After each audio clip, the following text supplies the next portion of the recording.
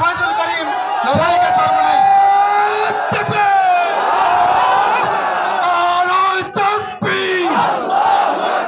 ইসলামী আন্দোলন বাংলাদেশ জিন্দাবাদ জিন্দাবাদ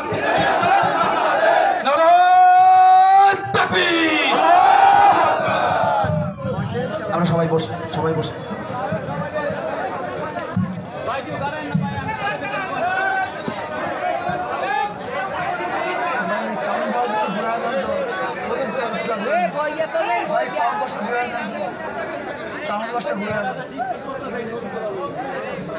সাউন্ড বক্স ঘুরে দেন সোজা করে দেন সাউন্ড বক্স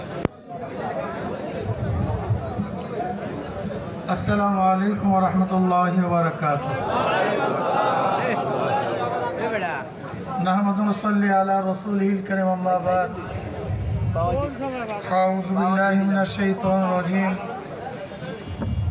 বিসমিল্লাহির রহমানির রহিম وتلك الأيام نداولها بين الناس صدق الله العلي العظيم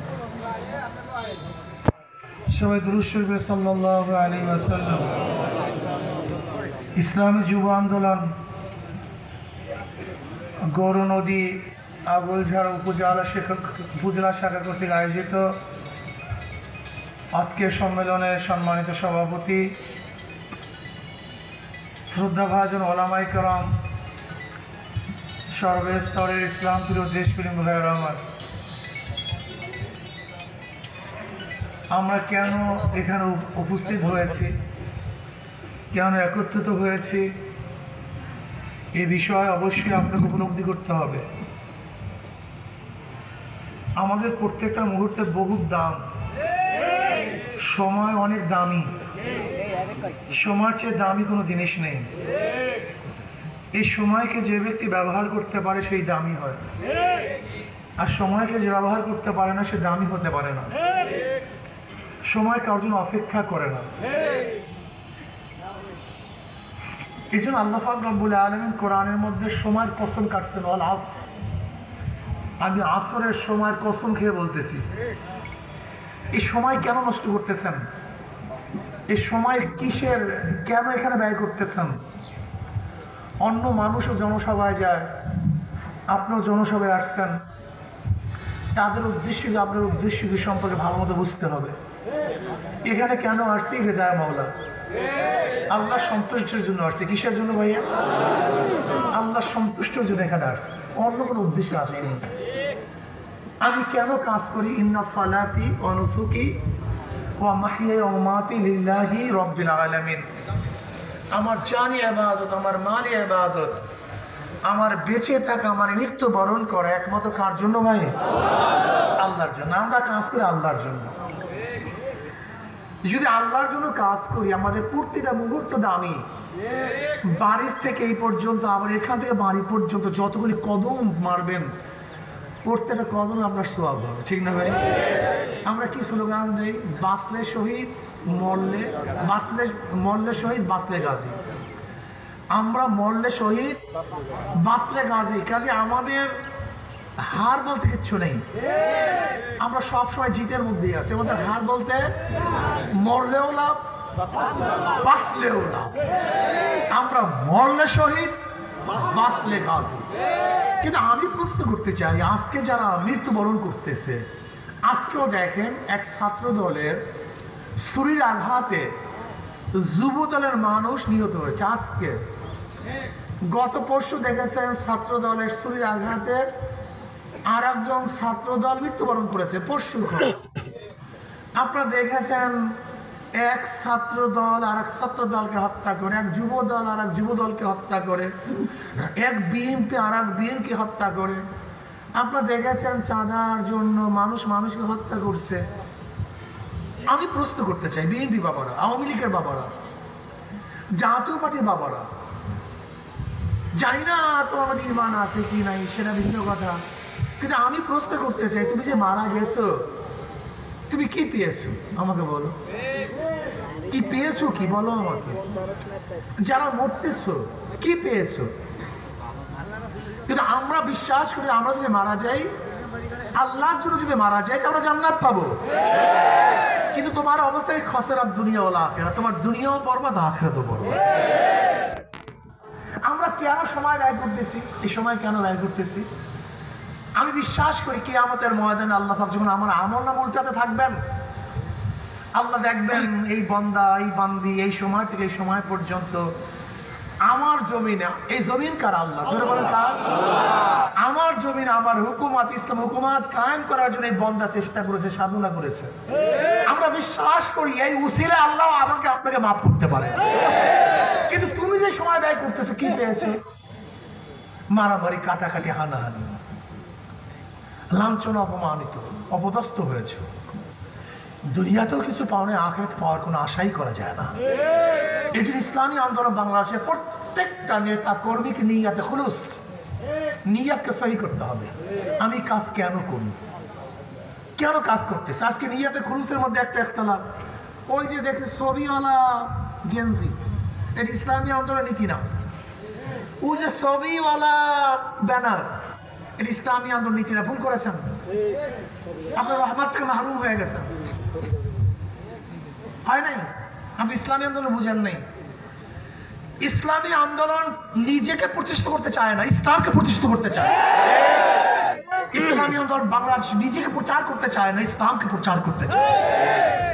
ইসলামী আন্দোলন বাংলাদেশ নিজেকে গৌরবান্বিত করতে চায় না, তার ইসলামকে গৌরবান্বিত করতে চায়। নিজের প্রচার বাদ দেন, মনে কিছু নিয়েন না। এটা আমাদের নিয়ম না, এটা আমাদের নীতি না। ছবিওয়ালা পোস্টার, ছবিওয়ালা ব্যানার, ছবিওয়ালা গেঞ্জি ইসলামী আন্দোলন নীতি নির্ধারণের মধ্যে নাই। যারা করেছেন অবশ্যই ভুল করেছেন। ইসলামী আন্দোলন বাংলাদেশ নিজেদের ভুল নিজেরা স্বীকার করে, ইসলামী আন্দোলন বাংলাদেশ নিজেদের ভুল স্বীকার করে সেটা সংশোধন করার চেষ্টা করে। ইসলামী আন্দোলন নিয়ম। ইসলামী আন্দোলন কি বলে? আমাদের কোনো ভুল থাকলে ধরিয়ে দেন, ধরিয়ে দেন, আমরা সংশোধন হয়ে যাবে ইনশাআল্লাহ। কিন্তু আপনাদের নিয়ম থেকে আপনাদের ভুল ধরার সাথে সাথে আপনার তেলে বেগুনে প্রজ্বলিত হয়ে যান, অগ্নিশর্মাও হয়ে যান। আদেশ করেন জিব্রা টেনে ছিঁড়ে ফেলো, কেটে ফেলো, হত্যা করো, মারো না। যেমন দেখেছেন নৌকার ধানের শীষ দুই সাপের একই বিষ। একজন কবি কবিতা লিখেছেন, এটা আমাদের বক্তব্য না। একজন কবি কবিতা লিখেছেন, লেকিন তার জবাবটা কি দিয়েছেন? খালেদা জিয়ার একজন উপদেষ্টা তিনি বলেছেন, হাবিবুর রহমান হাবিব সাহেব, তিনি বলেছেন এই বক্তব্য যারা দিবে ঘন্টা, কুড়াল, দাও, বটি যা থাকবে তা দিয়ে তাদের জিভটা কেটে দাও এবং কালো কুকুরকে খাওয়াও, কেস হইলে তার নামে হবে। আচ্ছা বলেন তো, হাবিবুল্লাহ হাবিব সাহেব যে বক্তৃতা দিয়েছেন, এই বাংলাদেশে যত খুন হবে, অ্যাসাল্ট হবে, তার দায়িত্ব উনি বুঝছেন এই বক্তৃতা কি?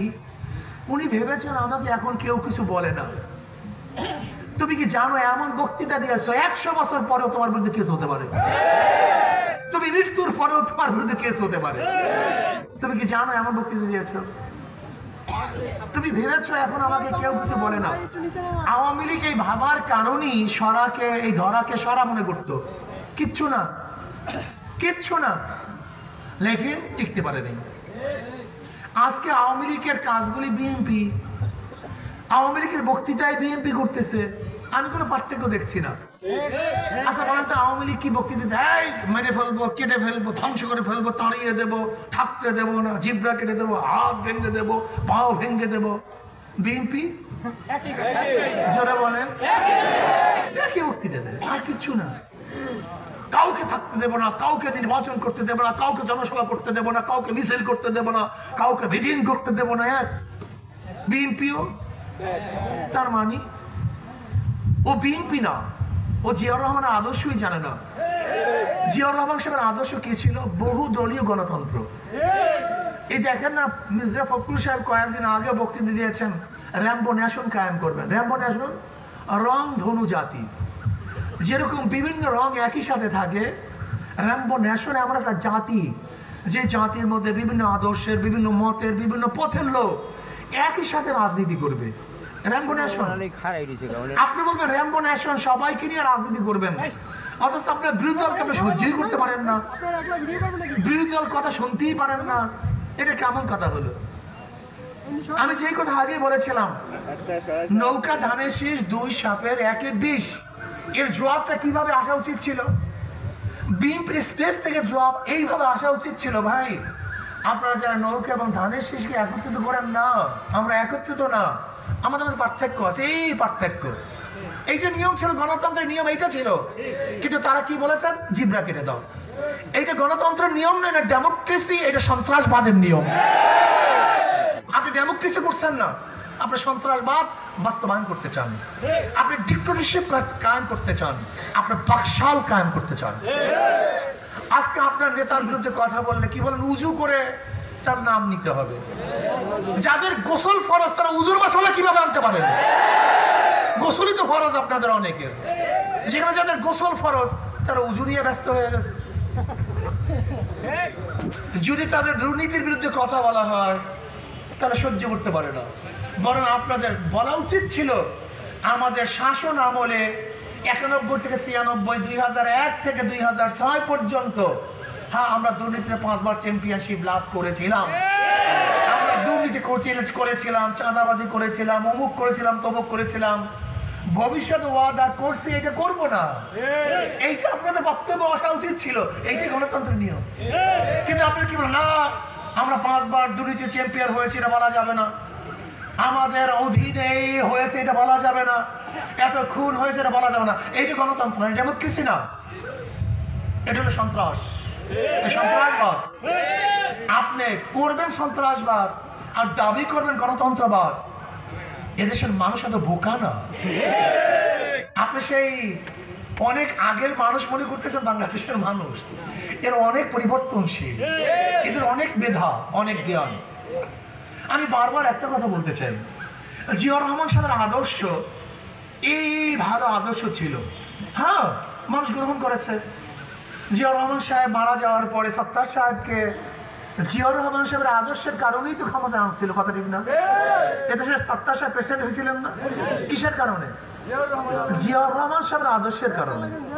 জিয়াউর রহমান সাহেবের আদর্শ ভালো বিধায়ী তো 91-তে খালেদা জিয়াকে ক্ষমতা আনছিল, কিন্তু আপনি থাকতে পারেন নাই কেন? আবার জিয়াউর রহমান সাহেবের আদর্শ ভালো বিধায়ী তো 2001-এও বিএনপিকে ক্ষমতা আনছিল, কিন্তু 111 সৃষ্টি হলো কেন? থাকতে পারেন নাই কেন? তার মানে জিয়াউর রহমান সাহেবের আদর্শ বিক্রি করে আপনারা বারবার ক্ষমতা আসছেন, কিন্তু বিএনপি জিয়াউর রহমান আদর্শ বাস্তবায়ন করতে পারে নাই। এখানে জিয়াউর রহমান সাহেবের আদর্শ বলে দ্বিতীয়বার ভোট কালেকশন করার কোন যুক্তি আছে বলে আমি মনে করি না। এই আদর্শ বিক্রি করছেন বারবার, মানুষ তো ক্ষমতা নিয়েছে আপনাকে বারবার, কিন্তু কি করেছেন? কি দিয়েছেন জনগণকে? কি উপহার দিয়েছেন? ক্ষমতায় যান নাই, এখনই নিজেদের মধ্যে খুনাখুনি, এখনই চাঁদাবাজি, এখনই গুন্ডামি, বদমাশি। ক্ষমতায় গেলে কি করবেন? হ্যাঁ, এখনই ক্ষমতায় যান নাই, হুমকি ধুমকি মারপিট। যদি ক্ষমতায় যান কি করবেন? এখনো ক্ষমতায় যান নাই, আপনাদের ভয় কেউ কথা বলতে পারে না। যদি ক্ষমতায় যান তখন উপায়টা কি হবে?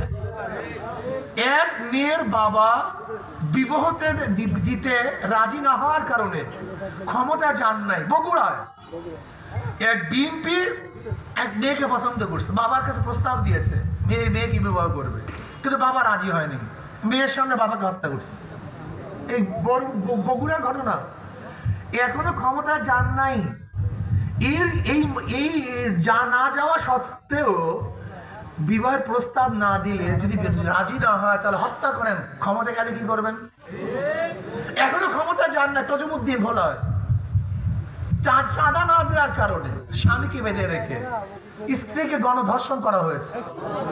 ক্ষমতা যান না, যদি ক্ষমতা যান তখন তো সবাইকে ধর্ষণ করবেন। এই কথা আমি বলি, এটা অস্বীকার করতে পারবেন? হ্যাঁ, ক্ষমতা যান নাই, চাঁদা না দেওয়ার কারণে মায়ের সামনে থেকে এক যুবককে তুলে এনে হত্যা করছে এই বিএনপি।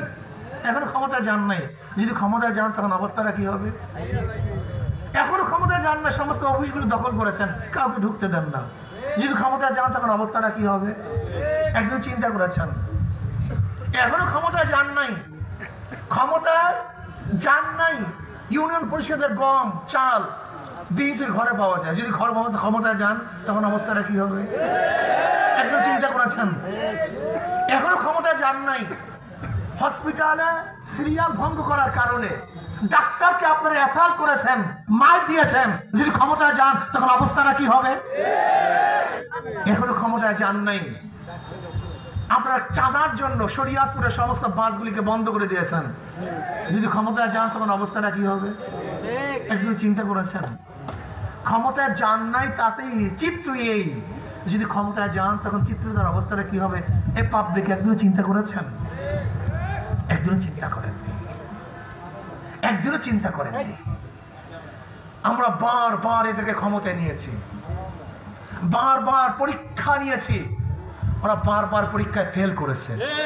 কিন্তু বাংলাদেশের জনগণকে একটা কথা বলবো, ইসলামকে আপনারা পরীক্ষায় নেন নাই, পরীক্ষা দিতে দেন নাই, আপনার পরীক্ষা নেন নাই। আমি মনে করি ইসলামী শক্তি একবার পরীক্ষা নেন, আমরা পরীক্ষা দেওয়ার জন্য প্রস্তুত আছি। যদি ফেল করি আল্লাহর কসম আর কোনোদিন পরীক্ষা দেওয়ার জন্য আসবো না। যদি ফেল করি আর একদিন আপনাদের ভোট নেওয়ার জন্য আসবো না। একটাবার পরীক্ষা করুন। নৌকাকে বারবার পরীক্ষা করেছেন, ধানের শীষকে বারবার পরীক্ষা করেছেন, নাঙ্গলকে বারবার পরীক্ষা করেছেন, গণতন্ত্রবাদ সেকুলারিজমকে বারবার পরীক্ষা করেছেন, কিন্তু ইসলামকে একটাবারও পরীক্ষা করেননি। আমার অনুরোধ থাকবে ইসলামকে একটাবার পরীক্ষা করুন, একটাবার। যদি ফেল করি তাহলে দ্বিতীয়বার পরীক্ষা দেওয়ার জন্য আসবো না ইনশাআল্লাহ। অগ্রিম বলে থাকলাম, বলে দিলাম যে ইসলামকে পরীক্ষা নেন, আমরা ফেল করবো না ইনশাআল্লাহ। প্রত্যেক মানুষের অধিকার তার দাঁড়ে দাঁড়ে দাঁড়ে দাঁড়ে পৌঁছানো হবে। ইসলাম ক্ষমতা আসলে তারা সেবক হবে, খাদেম হবে, মানুষের সেবা করবে। ইসলাম ক্ষমতা আসলে মুসলমান, হিন্দু, বৌদ্ধ, খ্রিস্টান, কুলি, মজদুর, শ্রমিক, তাঁতি সবার অধিকার বাস্তবায়ন হবে। ইসলাম ক্ষমতা আসলে আমার মা বোনদের ন্যায্য অধিকার প্রতিষ্ঠিত করব। ইসলাম ক্ষমতা আসলে এদেশের প্রত্যেকটা নাগরিক সমান অধিকার ভোগ করবে। ইসলাম ক্ষমতা আসলে এদেশের প্রত্যেকটা ধার্মিক তাদের ধর্ম স্বাধীনভাবে পালন করবে ইনশাআল্লাহ। ইসলাম ক্ষমতা আসলে বৈষম্য থাকবে না। ইসলাম ক্ষমতা আসলে চুরি ডাকাতি বন্ধ হয়ে যাবে। ইসলাম ক্ষমতা আসলে আশা করি আমার বাংলাদেশের কোনো মা বোন ধর্ষিত হবে না। ইসলাম ক্ষমতা আসলে বাংলাদেশের একজন মানুষ ইনশাআল্লাহ 5-10 বছরের মধ্যে খোলা আকাশের নিচে ঘুমাবে না। ইসলাম ক্ষমতা আসলে বাংলাদেশের একজন নাগরিক বস্ত্রহীন থাকবে না। ইসলাম ক্ষমতা আসলে বাংলাদেশের একজন নাগরিক গরিব বিনা চিকিৎসা ইনশাআল্লাহ মারা যাবে না। ইসলাম ক্ষমতা আসলে বাংলাদেশের প্রত্যেকটা নাগরিকের অধিকার সমান থাকবে, সাম্য, মানবিক মর্যাদা, সামাজিক ন্যায় বিচার প্রতিষ্ঠা হবে ইনশাআল্লাহ। ইসলাম ক্ষমতা আসলে আমাদের কৃষকদের অধিকার বাস্তবায়ন করা হবে। শ্রমিকরা তাদের অধিকার নিয়ে রাস্তায় নামতে হবে না, আন্দোলন করতে গিয়ে আর করতে হবে না। ইসলাম ক্ষমতা আসলে আমাদের মা বোন সমস্ত মানুষের ইজ্জত আবরু নিরাপদ হয়ে যাবে ইনশাআল্লাহ। একটা বার পরীক্ষা করুন, আপনারা বারবার পরীক্ষা করেছেন, দেখেন ওদের মার্কার মধ্যে, ওদের কাজের মধ্যে ধোঁকাবাজি। যারা নৌকা নির্বাচন করে তার নৌকা চালাতে পারে না, যারা নাঙ্গলে নির্বাচন করে নাঙ্গল বইতে পারে না, যারা ধানের শীষ নির্বাচন করে নিজেরা ধান কাটে না। কি কথা ঠিক না? কিন্তু হাত পাখা যারা নির্বাচন করে, যারা নির্বাচন করে তারা হাত পাখা চালাতে পারে, যারা নির্বাচন করে তারাও চালাতে পারে। হাত পাখা গরিবদের প্রতীক, হাত পাখা ধনীদের প্রতীক। হাত পাখা ব্যবহার করে মুসলমানরা, হাত পাখা ব্যবহার করে হিন্দুরা, হাত পাখা ব্যবহার করে খ্রিস্টানরা, হাত পাখা ব্যবহার করে পুরুষরা, হাত পাখা ব্যবহার করে মহিলারা, হাত পাখা ব্যবহার করে বড়রা, হাত পাখা ব্যবহার করে শিশুরা। কারেন্ট ফেল করে, হাত পাখা ফেল করে না। নাঙ্গল কেউ বুকে নিয়ে ঘুমায় না, নৌকা কেউ বুকে নিয়ে ঘুমায় না, ধানের শীষ কেউ বুকে কলিজার উপরে রেখে ঘুমায় না। কিন্তু হাত পাখা আমরা প্রতীক, ঘুমের সময় কলিজার উপরে থাকে। শান্তির প্রতীক, সবাইকে শান্তি দেয়। সার্বজনীন প্রতীক, সবার প্রয়োজন হয়। কাজে আমি বিশ্বাস করি হাত পাখা যদি বিজয় হয় তাহলে এই মানবতা বিজয় হবে। হাত পাকে বিজয় হলে এই জনগোষ্ঠী বিজয় হবে, হাত পাকে বিজয় হলে এই দেশ বিজয় হবে। আপনারা জানেন আগামী নির্বাচনে 2 ভাগে ভাগ হয়ে যাবে। ইসলামপন্থীর ভোট, ভারতের বিপক্ষে ইসলামের পক্ষের ভোট, আর ভারতের পক্ষে ইসলামের বিপক্ষের ভোট। আগামীতে ইনশাআল্লাহ ইসলামের পক্ষে এবং ভারতের বিপক্ষে সবাই থাকার জন্য রাজি আছেন ইনশাআল্লাহ। ইসলামের পক্ষে, ভারতের বিপক্ষে, আর একদল লোক ইসলামের বিপক্ষে ভারতের পক্ষে নির্বাচনে আসবে। আশা করি ইসলামের পক্ষে এবং ভারতের বিপক্ষে যারা আছি তাদের মার্কা হবে আগামীতে একটা বাক্স ইসলামের, একটা বাক্স। যেখানে যেই মার্কা থাকবে, যেখানে যে ইসলামের পক্ষের বাক্স থাকবে, আমরা সবাই সমৃদ্ধভাবে সেই পক্ষে অবলম্বন করবো ইনশাআল্লাহ। আমাদের তরফ থেকে গৌরনদী আলগোলজোড়ার থেকে আলহামদুলিল্লাহ মাওলানা মাহদি খুব ভালো একজন লিডার, ভালো একজন শিক্ষিত, ভালো একজন জনসেবক, ভালো একজন ব্যবসায়ী। ইনশাআল্লাহ এরকম ব্যক্তি যদি নির্বাচিত হয় তাহলে এই দেশ, এই মানবতা বিজয় লাভ করবে।